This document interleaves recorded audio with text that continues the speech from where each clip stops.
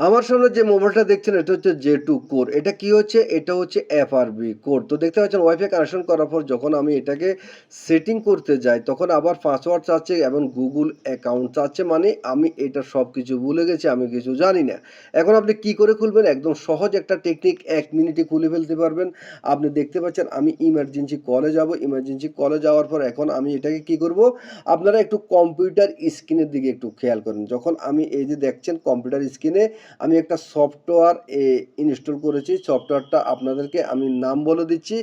স্ক্রিনে আপনার সফটওয়্যারটার নামটা এই নামে একটা সফটওয়্যার গুগল থেকে আপনি নামিয়ে একদম ফ্রি, কোনো টাকা লাগে না।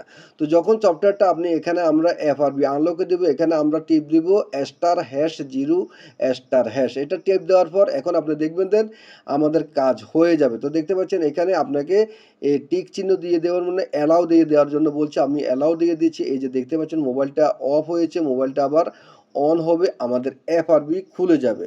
এটা একদম সহজ। এটা হচ্ছে এটা একটা স্যাম টুল, স্যাম এফআরবি টুল, স্যামসাং স্যাম এফআরবি টুলস। এটা আপনি নামাবেন, নামিয়ে আপনি এটাকে কি করবেন, খুব সহজে এফআরবি খুলতে পারবেন যে কোনো স্যামসাং ডোস মোবাইলের। অনেক ধন্যবাদ।